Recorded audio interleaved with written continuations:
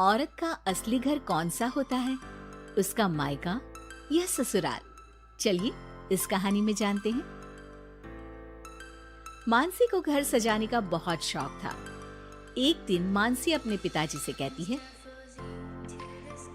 पापा, कल आते वक्त सड़क के किनारे लगे रंगीन गमले लेते आना। छत में छोटा सा गार्डन बनाऊंगी। अरे 2 महीने बाद तेरी शादी है, ससुराल जाकर ही सजाना, वही तेरा असली घर होगा। और फिर मानसी की शादी नारंग से हो जाती है। नारंग का घर होता तो है बहुत बड़ा, लेकिन पुराने तरीके का। फिर एक दिन, माँ जी देखिए, मैंने ड्राइंग रूम सजाया है। ये नया बड़ा टीवी और सोफे कैसे लग रहे हैं माँ जी? अरे ये सब नहीं चलेगा। यहाँ मेहमान आते हैं तो आराम से खटिया में बैठेंगे, सोफे में कहाँ पीठ सीधी करेंगे। और रंगीन टीवी का रिवाज हमारे घर में अभी नहीं आया है, समझी? सास मानसी को लगभग फटकार से लगाकर वहाँ से चली जाती है। वो सास से माफी मांगकर कमरे को फिर से पुराने जैसा ही सजा देती है। एक दिन किचन में मानसी सब्जी बना रही होती है कि तभी उसका पति वहाँ जाता है। अरे ये क्या कहते हैं इस सब्जी को? परवल जी, हमारे मायके में तो खूब बनती है। आज मन था खाने का तो सबके लिए बना दिया। अरे खाने का मन हो तो अपने घर पर जाकर खाओ ना। अब मानसी समझ जाती है कि पिता ने उसका दिल रखने के लिए ये कहा होगा कि ससुराल ही उसका असली घर है, जबकि उसका असली घर तो उसका मायका ही है। मानसी अपना सामान पैक करके मायके जाती है, जहाँ वो अपना सामान अपने कमरे में रख ही रही होती है कि मानसी, ये सामान यहाँ मत रखो, ये तुम्हारी भाभी का कमरा है। तुम एक काम करो, कुछ दिन के लिए सामान मेरे कमरे में रख लो। कुछ दिन के लिए मतलब?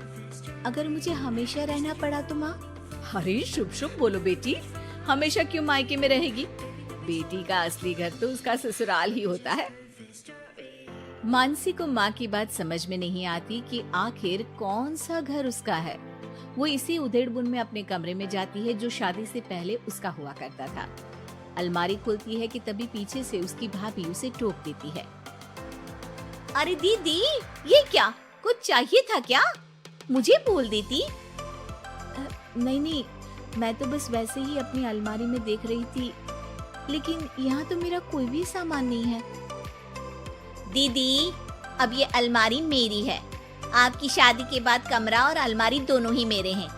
अगर आपको यहाँ आना है मेरे कमरे में या अलमारी से कुछ चाहिए तो आप मेरी इजाजत ले लीजिएगा। मानसी को भाभी की बात बहुत बुरी लगती है। वो सीधे माँ के पास जाती है। माँ, वो तो मेरा कमरा था। हाँ बेटा था, लेकिन अब तो तेरी अलमारी तेरे ससुराल में है ना। हाँ, लेकिन वहाँ तो मैं अपने अनुसार कुछ भी नहीं कर सकती। हर बात पर सास से पूछना पड़ता है, उनके कहे अनुसार ही घर पर रहना पड़ता है। और अब यहाँ भी तुमसे और माँ से पूछना पड़ता है, तो फिर मेरा घर कौन सा है माँ?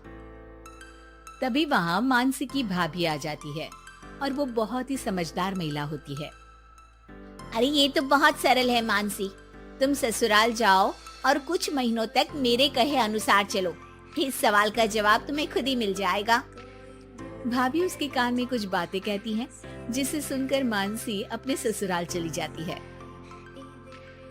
अरे आज सुबह सुबह काम वाली के लिए दरवाजा किसने खोला? घर पूरा साफ, किचन भी पूरा साफ।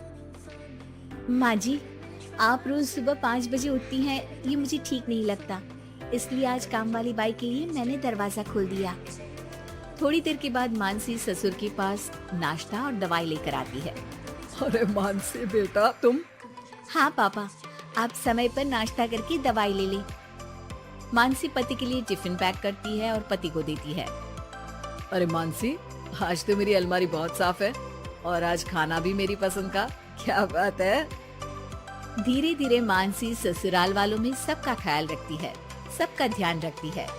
एक दिन, ये क्या है मानसी?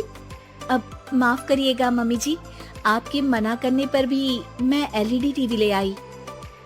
काम करने के बाद जब मैं फ्री होती हूँ ना, तो टीवी देखने का बहुत मन करता है। ब्लैक एंड व्हाइट टीवी में मुझे समझ में नहीं आता, इसलिए अपने कमरे के लिए कलर टीवी मंगवाया था। अरे बेटा, तेरा घर है, अपने कमरे में क्यों? ड्राइंग रूम में ही टीवी लगवा दे, हम भी देखेंगे। मानसी सास की बात सुनकर खुश हो जाती है। अरे मानसी, याद है एक सब्जी खाने का तुम्हें बहुत मन था, तो वो सब्जी बनाओ ना, हम सब लोग भी वही खाएंगे। लेकिन वो तो यहाँ पर बनती नहीं है ना।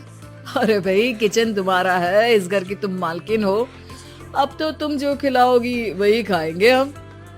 मानसी की समझ में नहीं आता कि अचानक घर वालों के व्यवहार में इतना बदलाव कैसे। वो अपनी भाभी के पास मायके जाती है।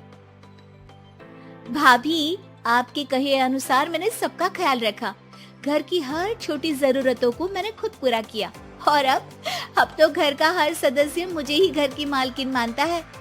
लेकिन ये क्या फॉर्मूला थी भाभी, समझी नहीं मैं। देखो मानसी, घर किसी एक का नहीं बल्कि पूरे परिवार का होता है। 4 दीवारी ईंट कंकड़ से बनने वाला घर अपना तभी होता है जब हर व्यक्ति अपनी जिम्मेदारी समझ उन 4 दीवारी को घर बनाए, और ये तभी मुमकिन होगा जब आप खुद उस घर को अपना मान कर रहें जहां आप रहते हैं।